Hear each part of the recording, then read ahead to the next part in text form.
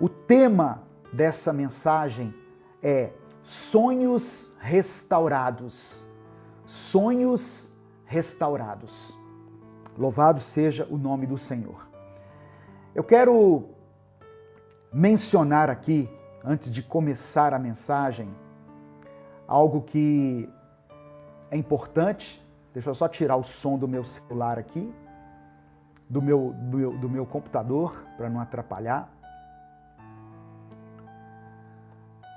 E verificar aqui a qualidade da transmissão. Eu quero que você me diga se o som está ok para você, se o som está chegando de forma perfeita aí, para você que está acompanhando pelo Instagram e pelo YouTube. Comente aí, por favor, se o som está ok para você. Agradeço ao Kleber Eduardo pelo Superchat. É uma outra forma de abençoar, né, de ajudar esse ministério. É o Superchat que fica aberto lá no YouTube e você tem o seu comentário destacado. Que Deus te abençoe, Kleber, multiplique na sua vida, no nome de Jesus. Ok, o pessoal está falando que está ok, a irmã Vera, irmã Shirley, o Éder Mateus, grande amigo.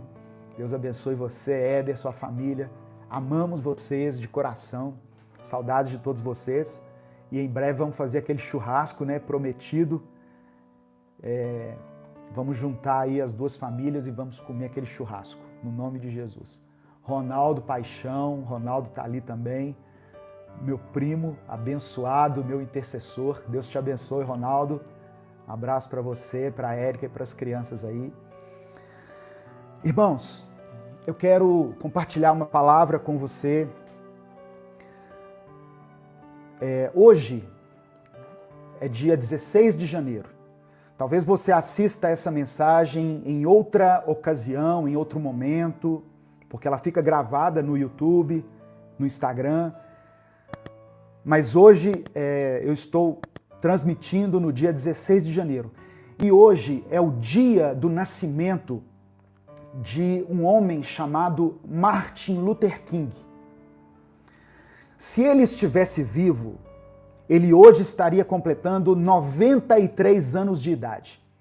Martin Luther King foi um pastor batista, um ativista político, defensor da igualdade racial, numa época em que os negros eram bastante perseguidos e discriminados, né, de uma forma muito veemente. Havia uma segregação muito radical nos Estados Unidos e que era aceita, era tolerada pela sociedade, era considerada como algo normal. E o pastor King, ele se tornou a figura mais proeminente e ele foi líder do movimento dos direitos civis nos Estados Unidos, de 1955 até 1968, quando ele foi assassinado. Ele é amplamente conhecido pela luta dos direitos políticos, só que através da não violência, porque ele era um homem cristão, temente a Deus, né? Tinha crenças cristãs, e ele acreditava em uma forma de protesto sem a violência. Em 1955, ele liderou o boicote ao ônibus da cidade de Montgomery. Qual que era o objetivo desse boicote? Era se opor à política que era praticada de segregação racial no transporte público daquela cidade. O que estava acontecendo? Os negros não podiam se assentar ao lado dos brancos dentro dos ônibus. Olha que coisa terrível. E os negros eram obrigados a se levantarem se entrasse um branco dentro do ônibus e tivesse um negro assentado, o negro era obrigado a se levantar e a dar lugar para a pessoa branca. Então, o Luther King, ele liderou esse movimento pacífico dizendo o seguinte: olha, já que eles não querem nos ouvir, que eles continuam com essa atrocidade, nós vamos fazer o seguinte: nós não vamos pegar ônibus.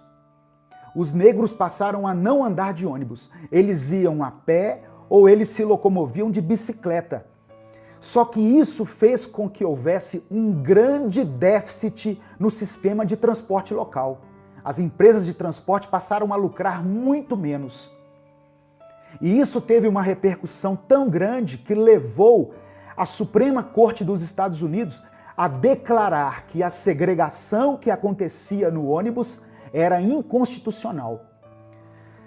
Então, esse é um dos melhores exemplos que eu encontrei aqui para mostrar como que o Luther King era um ativista, mas ele não promovia a violência, porque ele era um homem de Deus, ele abominava a violência, e o Espírito Santo dava a ele estratégias para lutar de uma forma pacífica pelos seus ideais. E por que eu estou falando isso? Pastor, você falou que a mensagem era sobre sonhos restaurados. É sobre isso que eu quero falar.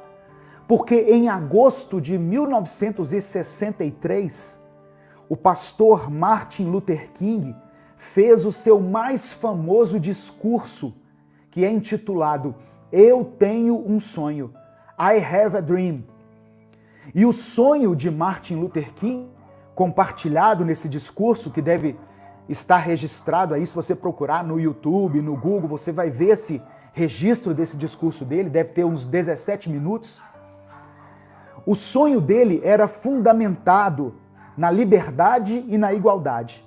E nesse discurso, ele expressa a vontade que ele tinha de que os seus descendentes, que também eram descendentes de escravos, e os filhos dos donos de escravos pudessem viver em harmonia, de forma que as crianças pudessem herdar uma nação que não julga as pessoas pela cor da sua pele, mas que se interessa pelo conteúdo do seu caráter. Esse era o sonho de Martin Luther King. Em 1964, ele ganhou o Prêmio Nobel da Paz por combater o racismo nos Estados Unidos através dessa resistência sem violência. Eu estou fazendo toda essa introdução aqui na mensagem porque hoje eu estou falando a respeito de sonhos. Sonhos restaurados é o tema dessa mensagem. Eu quero ler com você um texto que está nas Escrituras, que está no livro de Atos, Atos capítulo 2.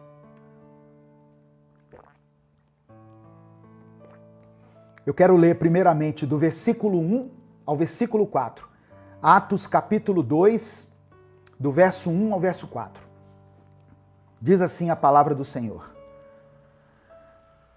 Chegando o dia de Pentecoste, estavam todos reunidos num só lugar.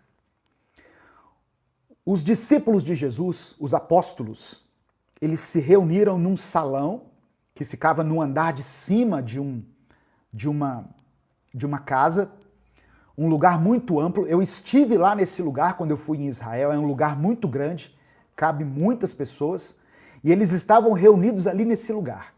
Eram aproximadamente 120 pessoas, é o que diz o relato bíblico. Versículo 2. De repente veio do céu um som, como um vento muito forte, e encheu toda a casa na qual estavam assentados. Veio um som do céu, e aquele som preencheu aquele cômodo ali onde eles estavam. E viram, eles primeiro ouviram, depois eles viram o que parecia línguas de fogo, que se separaram e pousaram sobre cada um deles.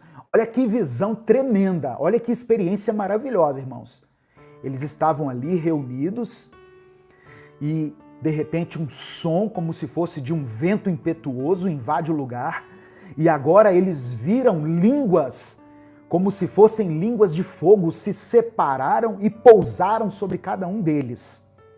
E o verso 4 diz assim: todos ficaram cheios do Espírito Santo. Todos ficaram cheios do Espírito Santo e começaram a falar noutras línguas, conforme o Espírito os capacitava. Então aquilo foi o batismo que eles tiveram do Espírito Santo. Jesus havia sido morto, 3 dias depois ele ressuscitou, ele andou entre os discípulos e ele subiu aos céus. Mas com a subida de Jesus, veio sobre a terra o Espírito Santo e ele está conosco até hoje. Ele habita em nosso coração, ele fala conosco, ele nos capacita a entender as Escrituras, ele nos capacita a termos uma vida de santidade. O Espírito Santo naquele momento encheu a vida daqueles homens. E eles começaram a falar noutras línguas conforme o Espírito os capacitava. Cada um falava numa língua diferente da sua língua, mas todos se entendiam. Cada um entendia o que o outro estava falando, embora estivessem falando línguas diferentes. Aleluia. E aí, eu vou pular aqui para o verso 17 e 18, mas antes uma breve explicação para você entender esse contexto.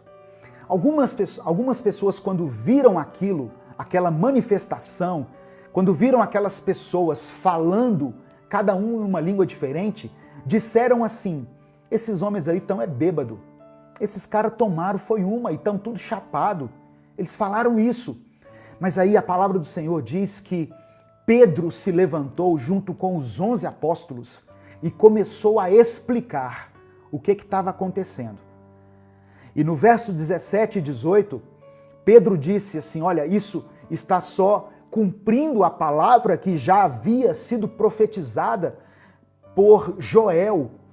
Isso está acontecendo porque a profecia está se cumprindo. Olha o que ele diz no verso 17 e 18. Nos últimos dias, diz Deus, derramarei do meu espírito sobre todos os povos. Os seus filhos e as suas filhas profetizarão, os jovens terão visões, os velhos terão sonhos. Sobre os meus servos e as minhas servas derramarei do meu espírito naqueles dias, e eles profetizarão. Então o apóstolo Pedro estava mencionando o profeta Joel, que escreveu lá no capítulo 2, no versículo 28 do seu livro, exatamente isso. Se você conferir lá, Joel capítulo 2, versículo 28, você pode dar um pause aí no vídeo e conferir lá. Lá no Antigo Testamento já estava previsto que isso iria acontecer. Olha o que Joel diz lá. E depois disso derramarei do meu espírito sobre todos os povos. Os seus filhos e as suas filhas profetizarão. Os velhos terão sonhos. Os velhos terão sonhos. Os jovens terão visões. Eu quero que você pare e pense por alguns instantes qual é o seu maior sonho. Eu vou te dar alguns segundos para você pensar aí. Qual é o seu maior sonho? E você pode escrever aqui nos comentários, se você quiser, qual é o maior sonho que você tem. Não importa, irmão. Algo que você tem como um desejo muito forte, algo que você gostaria que se realizasse na sua vida. Por mais que pareça impossível, mas pela fé eu desafio você a escrever aqui nos comentários. Eu estou falando sobre sonhos restaurados. Sonhos restaurados. Qual é o seu maior sonho? Escreve aí. Estou dando um tempinho para você escrever.